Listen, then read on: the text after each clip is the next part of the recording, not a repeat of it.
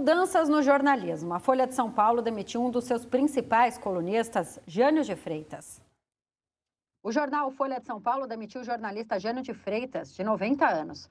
Ele foi comunicado do desligamento pela direção do jornal por telefone. Foi oferecido a Jânio escrever uma coluna para se despedir dos eleitores, mas ele ainda não decidiu se vai fazer isso. Nascido em 9 de junho de 32, Jânio é uma referência na cobertura de investigações de crimes na administração pública. Ele era colunista da Folha desde 80, escrevia na edição impressa de domingo do jornal e era responsável por uma das revelações de maior impacto da história da mídia brasileira. Ele escreveu em 1987 que construtoras haviam combinado previamente o resultado da licitação para a obra aqui, Ferrovia Norte-Sul. O resultado da licitação havia sido anunciado pelo governo federal na véspera da publicação da reportagem. O presidente à época era José Sarney, do então PMDB e atual MDB. Cada lote da obra, 18 no total, teve uma construtora vencedora. A lista era conhecida antes, o que demonstrou que a divisão dos lotes era um acerto entre as empresas.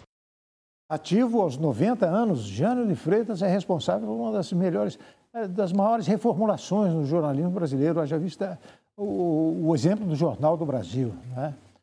É uma pena realmente. 90 anos, super lúcido, um grande escritor e grande jornalista. O Twitter suspendeu as contas de vários jornalistas que fizeram reportagens sobre a empresa e seu novo dono, Elon Musk. A notícia dos Estados Unidos. A rede social não apresentou explicações para os bloqueios.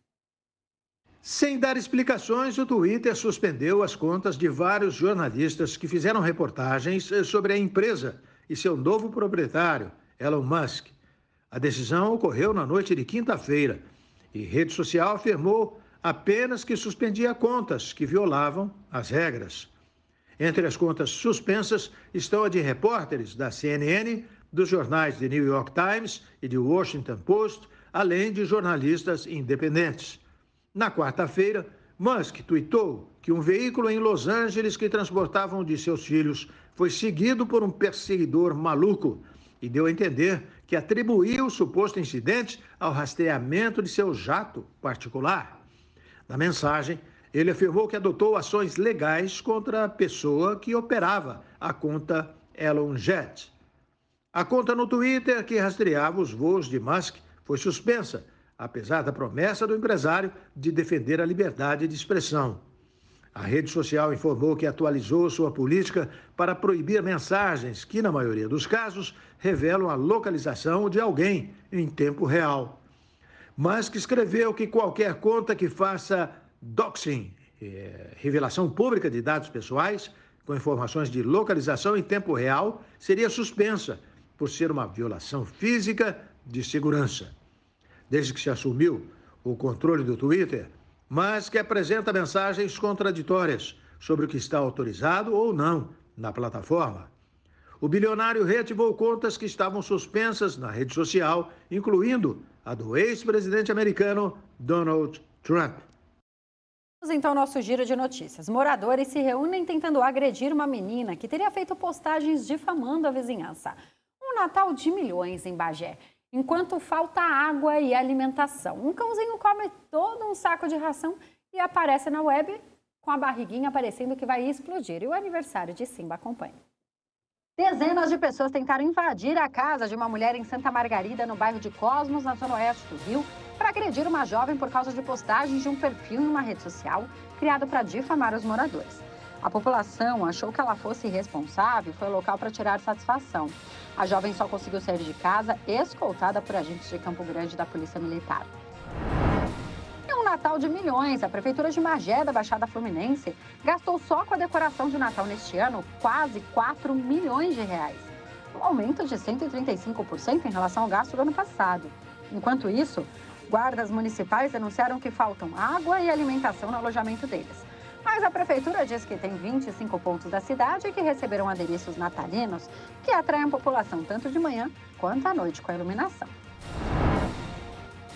Parece engraçado, mas não é. O filhote de pitbull Beethoven viralizou nas redes sociais depois de comer muito além da conta em Minas Gerais.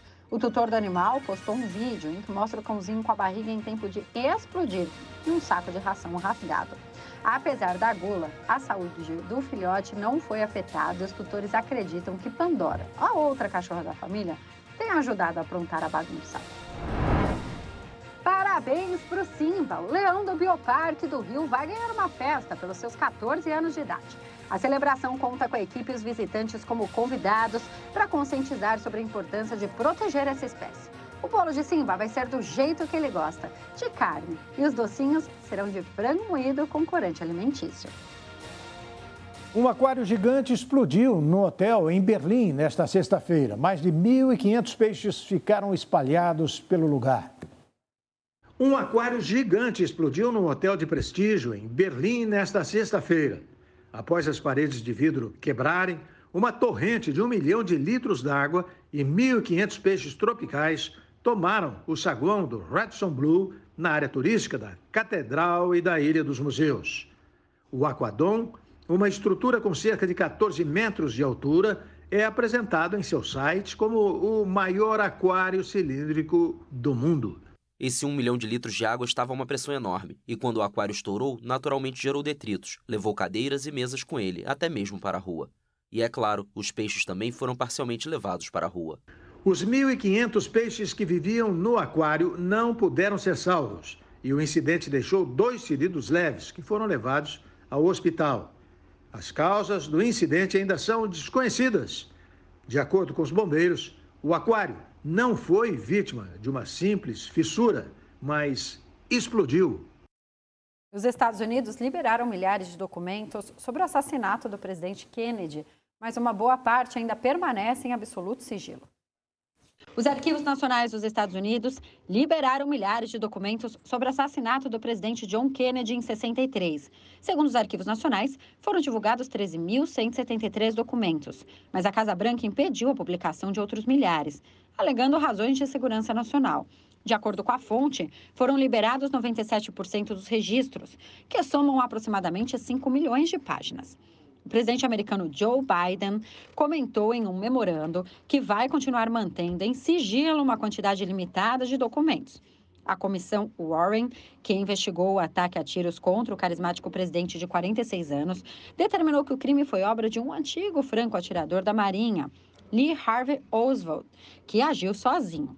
No entanto, essa conclusão formal foi insuficiente para sufocar a especulação de que um complô mais sinistro estaria por trás do assassinato do presidente dos Estados Unidos. Após o intervalo, as notícias do futebol. FIFA anuncia novo Mundial de Clubes com 32 times para 2025.